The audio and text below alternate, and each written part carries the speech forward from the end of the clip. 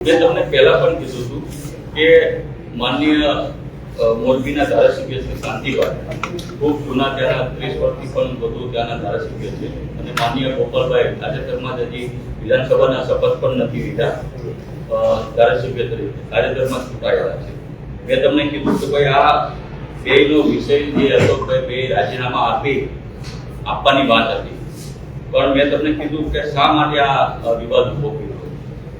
ગાંધીભાઈએ શા માટે કીધું, ગોપાલભાઈ શા માટે આ ચેલેન્જ સ્વીકારે, કેમ અન્ય ધારાસભ્ય ચેલેન્જ ન કરી અન્ય ધારાસભ્ય સ્વીકારે કેમ નહીં? ઘણા ગુજરાતમાં તો 182 ધારાસભ્યશ્રીઓ છે, કેમ આ બે વચ્ચે આવો મામલો છે? એટલે ક્યાંક ને ક્યાંક મેં તમને કીધું એમ કે ભાઈ જ્યારે વારંવાર ગુજરાતમાં બ્રિજો તૂટે છે, કે પાલનપુરનો બ્રિજ હોય તો ભલે, મોરબીનો પુલ હોય તો ભલે, કે ગંભીરાનો વડોદરા વાળો પુલ હોય, જ્યારે આપણે વિપક્ષ તરીકે મુદ્દો ઉઠાવવાની વાત હોય કે ભાઈ ગુજરાતમાં અત્યારે સૌથી વધુ પૂરો તૂટી રહ્યા છે, લોકોના મૃત્યુ થઈ રહ્યા છે, આ મુદ્દો ઉઠાવવાની જવાબદારી કોની હોય છે? જે તે વિપક્ષના ધારાસભ્યની હોય છે. એ પછી આમ આદમી પાર્ટીનો હોય તો ભલે, કોંગ્રેસનો હોય તો ભલે. તો ખરેખર આ મુદ્દા ઉઠાવવાની જગ્યાએ આમ આદમી પાર્ટીના માન્ય ધારાસભ્ય ગોપાલભાઈ મુદ્દો મોરબીનો ઉઠાવ્યો, પણ મોરબીમાં આ સોસાયટીના અંદર ખાડા પડી ગયા છે અને પાણી ભરાઈ ગયું છે. આજે હું મારા બોટાદનો ધારાસભ્ય છું, હું પણ સ્વીકારું છું, મારી ઘણી બોટાદની એવી સોસાયટી છે એને પાણી ભરાઈ ગયા છે, ખાડા પડી ગયા છે. એ મુદ્દો નથી. મુદ્દો વિપક્ષ તરીકે કહ્યો છે કે વારંવાર ગુજરાતની અંદર કેમ પુલ તૂટી રહ્યા છે, પુલ તૂટવાની સાથે અનેક લોકો કેમ આના ભોગ બની રહ્યા છે.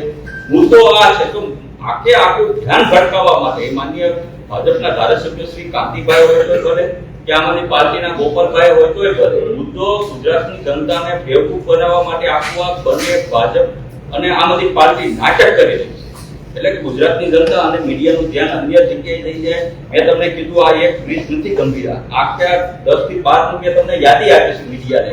આ 10 બ્રિજને તમે એના ઓનરો જોઈ લો, આ જે તૂટ્યા છે કોણ એના માલિક હતા, કેટલા લોકો આના મૃત્યુ થયા. આ મુદ્દો આ છે કે વારંવાર ગુજરાતની અંદર કેમ બ્રિજ તૂટે છે, કેમ લોકો મૃત્યુ પામી રહ્યા છે. તો વિપક્ષની પણ ભૂમિકા ખરેખર આ મુદ્દો સરકારમાં ધારાસભ્ય તરીકે રજૂ કરવાનો હોય.